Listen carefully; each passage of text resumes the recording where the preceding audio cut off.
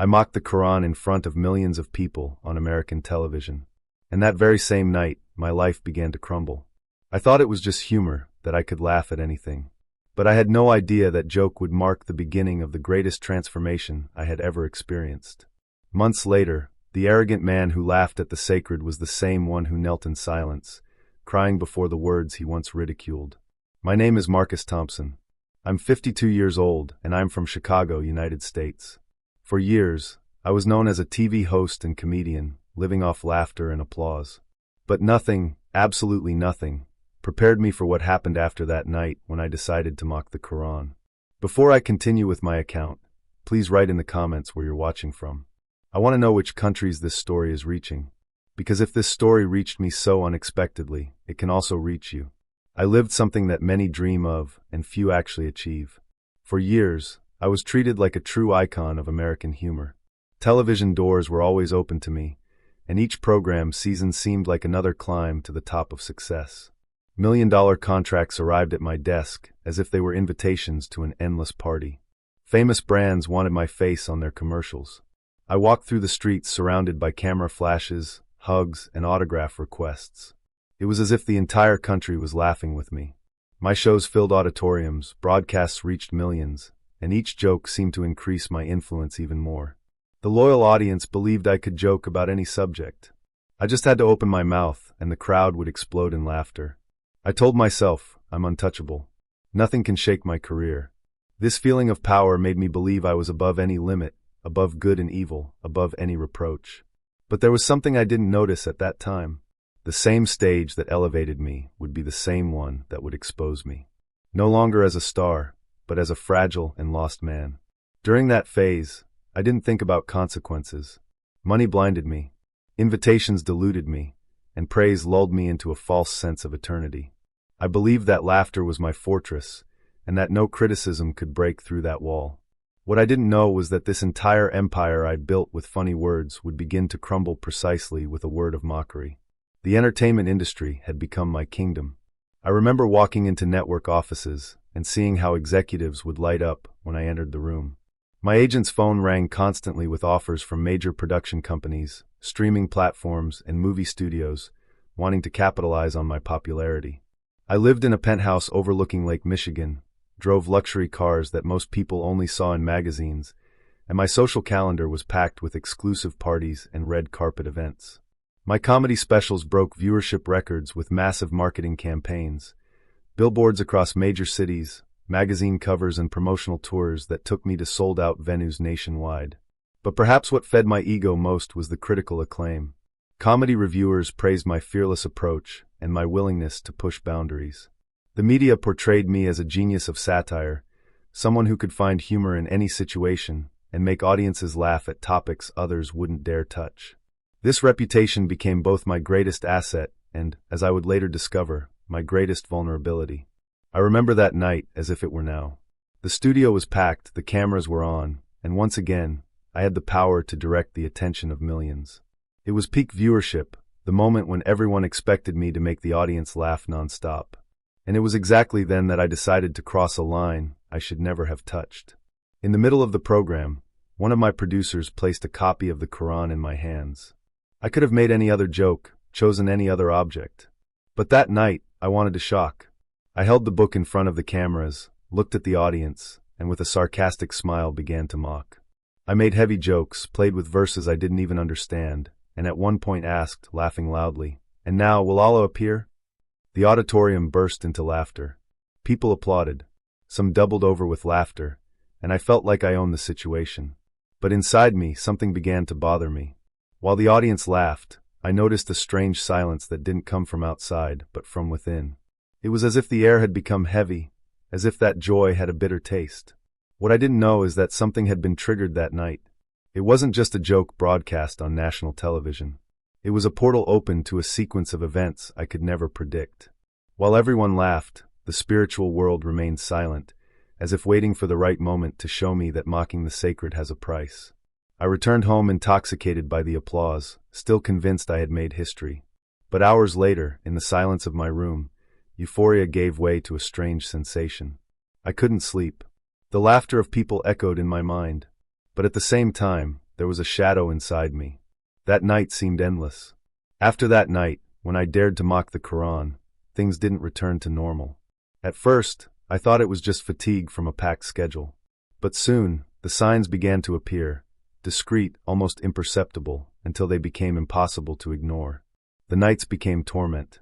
I would close my eyes and immediately be thrown into nightmares that seemed more real than any show I had ever done. I saw shadows watching me, felt heavy hands holding my chest, and woke up in cold sweats, breathing heavily as if I had run a marathon. I told myself it was just the result of stress, but the signs increased. Voices began to whisper in the silence of dawn. I heard my name being called, but there was no one there. The apartment lights flickered without explanation. Objects fell to the floor by themselves. I convinced myself it was just my mind playing tricks, even though deep down I knew something strange was happening. I even recorded videos during these episodes. I would turn on my phone's camera, trembling, trying to record what was happening. But the moment I watched the recording, I was scared by the expression on my face, by the anguish reflected in my eyes. I never posted anything. I didn't want people to see that vulnerable side. This secret became a burden. The more I hid it, the heavier it became. The nights became endless, and I could no longer find rest. It was as if my soul was being charged for something I had done, but which I didn't want to admit. The psychological toll was immense. Simple tasks became monumental challenges. My hands developed a persistent tremor, and my usually sharp comedic timing began to suffer. During tapings, I found myself pausing mid-joke, losing my train of thought or delivering punchlines with a flat effect that confused both the audience and my production team. The peak of my nightmare happened in front of the cameras. It was another recording night, packed audience, intense lights. Since early morning, I felt a strange pressure in my head, a weight in my body, as if my strength was being drained. I ignored it. After all, the show couldn't stop. When the lights came on, I tried to disguise it. I opened the program with my usual smile, but the sensation only increased. Sweat ran down my forehead, my hands trembled, and my vision began to blur. Suddenly, everything spun. In a matter of seconds, the world darkened before me. I fainted on stage. The audience panicked. People screamed, production ran toward me, and the cameras broadcast everything live. Millions of people watched at that exact moment, the fall of the man who seemed unshakable. I woke up hours later in a hospital. Doctors surrounded me. Tests were done, but no diagnosis was found. They said I was healthy, that there was no physical reason for that collapse. The following days were the worst of my life. The scene of my fainting went viral. It was in all the newspapers, news sites, the most commented videos on the internet. If before I was seen as the face of irreverent humor, now I was the center of negative headlines. Suddenly, contracts were canceled, invitations disappeared, and the business people who fought for my name no longer answered my calls. It was quick, almost cruel. Friends who swore loyalty distanced themselves in silence. Many simply stopped appearing. I, who used to live surrounded by people, was now immersed in deafening emptiness. The audience that once laughed with me now seemed to laugh at me. Deep down, I began to realize that this wasn't just the work of the press or the consequence of a professional mistake. It was as if an invisible hand was dismantling each piece of my life one by one. Everything that sustained me, fame, money, applause, was being taken away before my eyes. The financial impact was devastating. Endorsement deals worth millions of dollars evaporated overnight. My production company lost investors, and several projects were shelved indefinitely. My agent terminated our professional relationship. The social isolation was perhaps even more painful than the financial losses. People I had considered close friends suddenly became unavailable. And it was in this abyss of solitude, when I had nowhere left to run, that something extraordinary happened.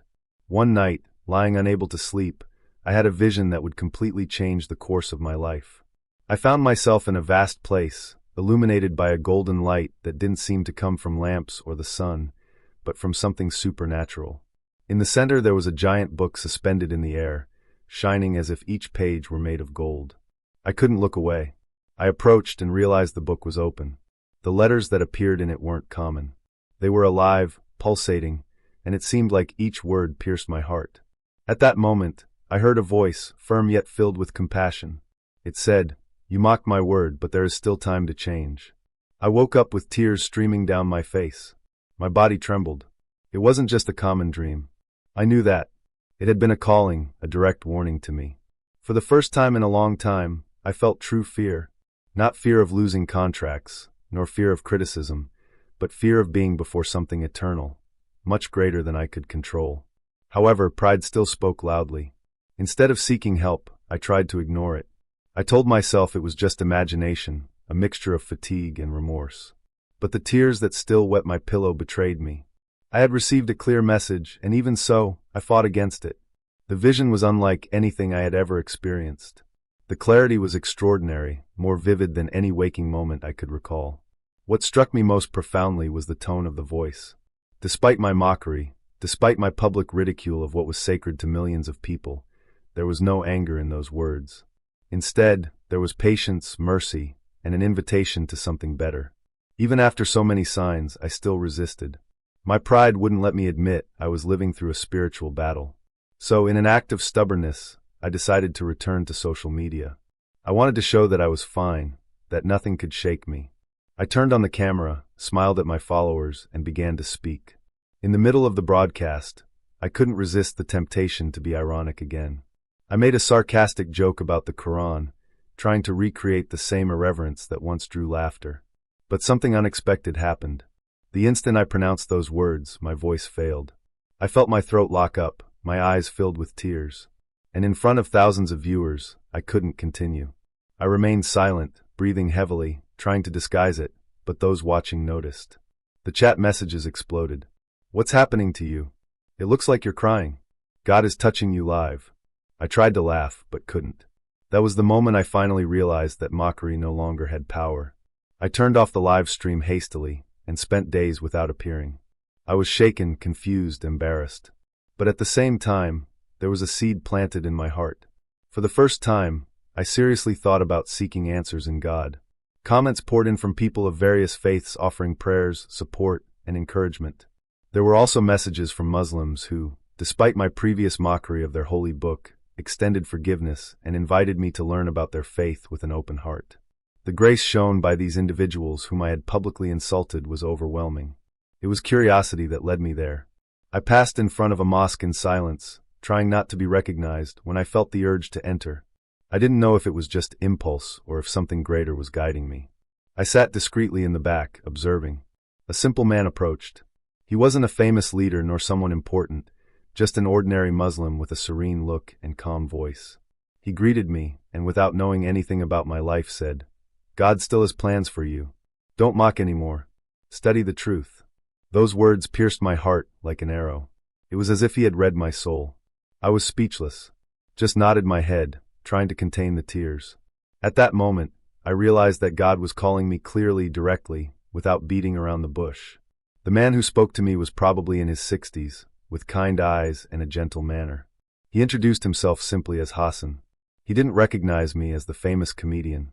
Or if he did, he gave no indication. He treated me simply as a human being in search of something meaningful.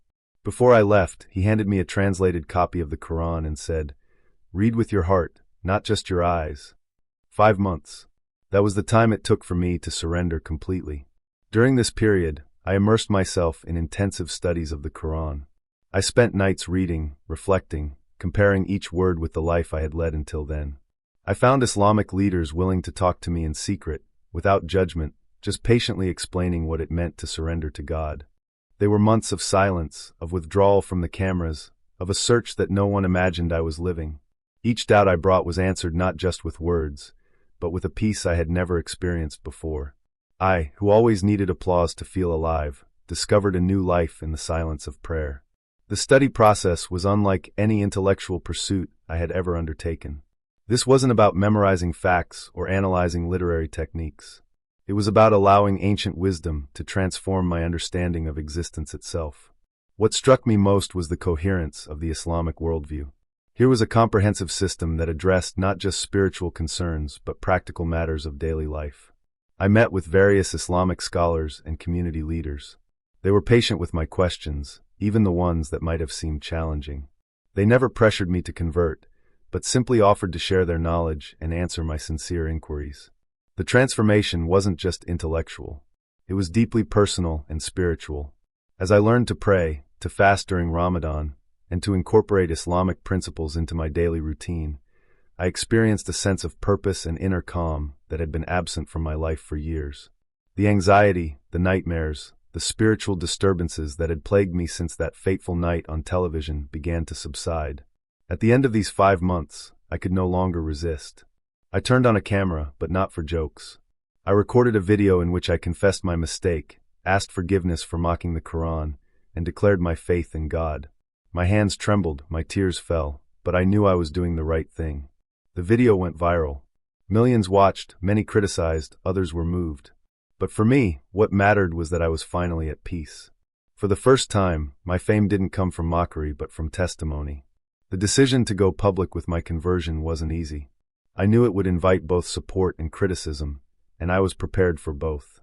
But I felt compelled to share my story, not for personal validation, but because I believed it might help others who were struggling with similar spiritual questions. The response was immediate and intense. The video received millions of views within the first 24 hours. Comments flooded in from around the world, some expressing joy and support, others voicing skepticism. But what moved me most were the messages from people who said my story had inspired them to examine their own relationships with faith and spirituality. The Muslim community's response was particularly touching. Despite my previous mockery of their holy book, I was welcomed with open arms.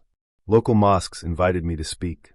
Islamic organizations asked me to share my story at conferences, and ordinary Muslims reached out to offer friendship and support. Today, looking back, I see clearly. I mocked the Quran in front of millions, but I was transformed by the same God I tried to ridicule. My life is proof that no one is beyond the reach of divine mercy.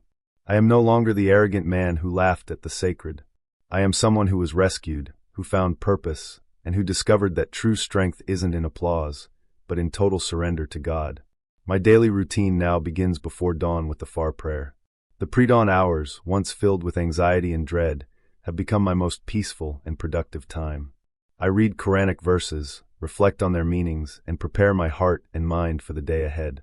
This practice has given me a stability and inner strength that no amount of career success ever provided. I've had to rebuild my professional life from the ground up. I've found new ways to use my communication skills. I speak at interfaith events, write about my conversion experience, and work with organizations dedicated to promoting understanding between different religious communities. The financial situation has stabilized, though I live much more modestly than before. I've learned to find contentment in simplicity, focusing on meaningful relationships and spiritual growth rather than material accumulation. While I lost many superficial friendships during my public downfall, the connections I've formed since my conversion are deeper and more meaningful. Perhaps most importantly, I found peace with myself and with God. The spiritual disturbances that once tormented me have been replaced by a sense of divine presence and protection. I sleep soundly, pray regularly, and face each day with hope and purpose. I want to ask you to share this story in groups, with friends, on your social networks. Not because it's my story, but because it could be the answer for someone who is lost like I once was. If God reached me, who seemed unreachable, He can also reach you or someone you love. Carry this message forward, because we never know who might be waiting for exactly this word of hope. My conversion story has opened doors to reach people I never could have influenced as a comedian. I've received letters from prisoners who have found faith in their cells, from addicts who have used my story as inspiration for their recovery, and from young people who were struggling with questions of meaning and purpose. If you're reading this and struggling with your own questions about faith, purpose, or forgiveness, know that it's never too late to change course. God's mercy extends to everyone, regardless of what they've done or how far they've strayed. My story is just one example of how dramatically life can be transformed when we open our hearts to divine guidance. The journey from mockery to faith, from arrogance to humility, from despair to hope is one that remains available to anyone willing to take those first difficult steps. It requires courage to admit when we've been wrong, wisdom to seek truth wherever it leads, and faith to trust in something greater than ourselves. This is my testimony, my gift to you, and my prayer that it might serve as a bridge for someone else to find their way home to God.